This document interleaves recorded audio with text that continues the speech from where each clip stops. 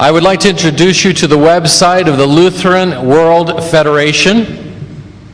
我要同大家講嗰個路德會嘅網站。I need to look for the slide first. Yes, you're way back.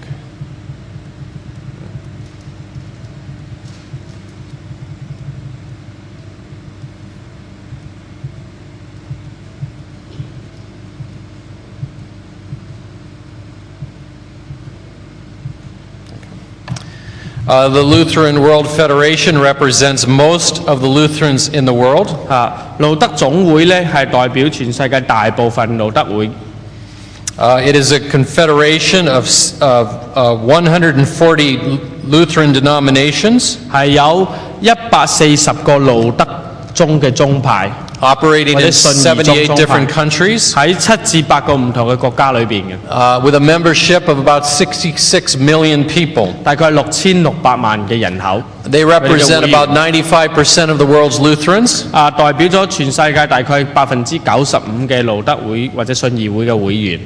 But they don't represent all Lutherans. 當然佢哋唔係代表晒所有嘅路德會嘅人啦。This is the seal of the Lutheran Church Missouri Synod. 呢個係路德會嘅一個嘅標誌。They are one of the conservative Lutheran groups that are not part of the Lutheran World Federation. 呢個喺美國嘅密蘇里州嘅呢個路德會嘅標誌咧，佢哋咧就同路德總會係冇關係嘅。I include this to remind you that what I'm about to say applies to most Lutheran denominations, but not all. 我特登加咗呢個標誌係等你知道我所講嘅路德會總會咧係代表晒大部分嘅路德會，但係唔係全部。A small minority of Lutherans has condemned what has happened. 有一小部分嘅路德會嘅人咧就好唔同意咁樣做，而且定佢哋為錯嘅。But I'm going to be talking about what has happened to the majority. 但係我要同你講大部分嘅路德會發生咗咩事。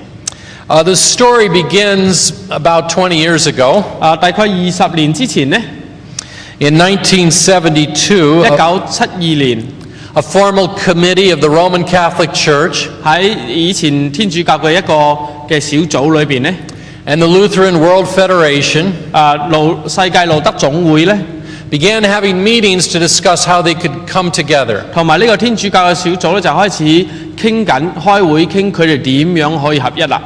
They knew that since the time of the Reformation, the doctrine of justification had been the primary reason for the division. 佢哋知道自從宗教改革以嚟咧，就係因為呢個稱義嘅問題咧，佢哋係好唔同意見嘅。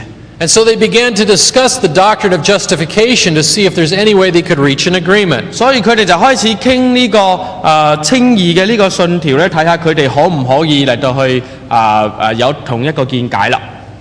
After many years of discussion, 佢哋傾咗好多年。They released a document called the Joint Declaration on the Doctrine of Justification by the Lutheran World Federation and the Catholic Church. 佢哋咧就發表咗一個世界路德宗聯合會同天主教教會嘅簽訂嘅嗰個成聖教理聯合聲明。The opening words begin this way. 前言係咁樣講嘅。The doctrine of justification was of central importance for the Lutheran Reformation of the 16th century. It was held to be the first and chief article, and at the same time the ruler and judge over all other Christian doctrines. 佢係咁講，佢話呢個誠意嘅教理咧喺16世紀嘅宗教改革期間係一個非常之重要嘅角色。當時嘅人認為佢係第一個最重要嘅條文，而且同時認為佢嘅地位咧就係遠高於其他基督教嘅教義之上。Now this document is on the internet for you to read. 你可以上網揾到呢個路德會呢個文件嘅。It is about 15 pages long. 大概有15頁咁長喺英文裏邊。However, the last 7 pages is an appendix of lesser important things. 當然最後尾嗰7頁咧係一啲附錄就附注嘅嘢唔係咁重要嘅。And so it's actually only about 8 pages long. 即係大概有8頁咁長啦。And it's divided into 44 paragraphs. 有44段咁多。In it, the Roman Catholic Church and the Lutherans 羅馬天主教同埋路德會咧喺呢個文件裏邊咧 explain how they now agree on the doctrine of justification. 佢哋咧就嚟到去解釋佢哋依家點樣喺呢個稱義呢點度咧就同意咗啦。This is a picture of the Lutherans voting on this document. 呢個咧就係當時佢哋投票嘅情況啦。It was ratified in June of 1998 in Geneva, Switzerland. 喺1998年6月咧，就喺呢個瑞士嘅日內瓦投票通過咗啦。And here is a picture of them celebrating and giving thanks for it passing. 所以呢個咧就係當時咧佢哋為呢個聯合聲明咧就慶祝啦、感恩啦，咁呢個係嗰陣時影低嘅相。Now Christians around the world rejoiced at this.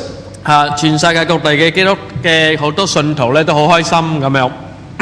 But however, as soon as it was passed by the Lutherans, some warning bells went off in the Vatican. 當呢個路德會通過咗呢件事嘅時候咧，喺梵蒂岡嗰度咧，佢哋就開始有啲警號啦。This was during the papacy of John Paul II. 呢個就係當若望保祿二世仲喺度嘅時候。And the man in charge of doctrine at the time was Cardinal Joseph Ratzinger. 當時咧負責處理呢個天主教嘅教義嗰個咧，就係嗰個紅衣主教咧。The man who is today Pope Benedict XVI. 就當時嗰個處理教義嘅主教就係依家個教皇本篤16世啦。This is the man who is in charge of making sure all the doctrines were right in the Roman Catholic Church. 所以本篤16世當時未做教皇嘅時候，佢係紅衣主教嘅時候咧，佢就係負責叫呢個天主教嘅所有嘅教義都可以整有條咁樣嘅。Well, it seems that somebody wasn't doing their job at the Vatican. 所以當時好似咧喺梵蒂岡咧，有人咧就忽略咗。Because as soon as the Lutherans ratified it, 當呢個路德會佢哋通過咗呢件事嘅時候咧 somebody at the Vatican must have read the document. 所以有人咧喺呢個梵蒂岡咧就讀咗呢個聯合聲明啦。Just a month later, 一個月之後咧 the Catholic Church found it necessary to release this document. 所以天主教咧就覺得佢哋認為要作出一個聲明啦。It's called the response of the Catholic Church to the joint declaration of the Catholic Church and the Lutheran World Federation on the doctrine of justification. 呢個聲明咧就叫做天主教教會對天主教教會同埋世界路德宗聯合會簽訂嘅嗰個成聖教理聯合聲明所作出嘅回應。